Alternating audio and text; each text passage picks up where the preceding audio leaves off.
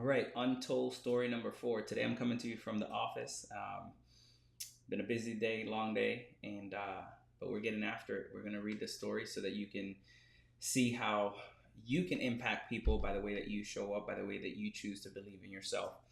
So the election that changed everything, and I'm not talking about the presidential election, or am I? There was a time I asked my mentor, how could I become a better leader? His answer was simple, but it shook me to the core.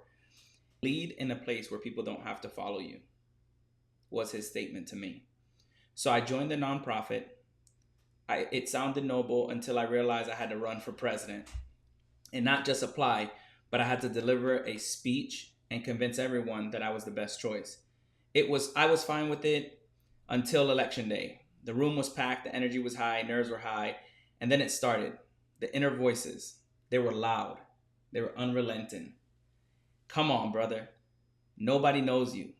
Seriously? Who's going to follow you? Really? What's your background?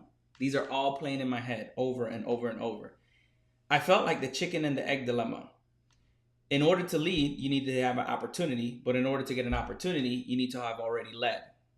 Always the dilemma, right? And that voice just kept playing in my head, those statements. And it didn't take long. All of this information, all of this conversation was happening in my head.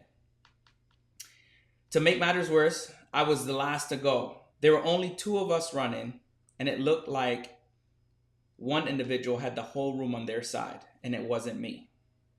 What I didn't know at the time was that most people brought their votes into the room. It was political, and I was unprepared. But what I was prepared for was to inspire, galvanize, and lead.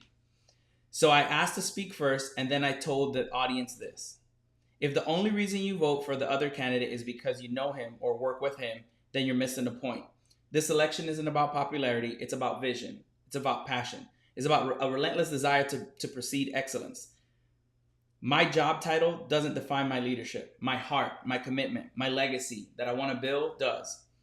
The room was still. Not silent, but still.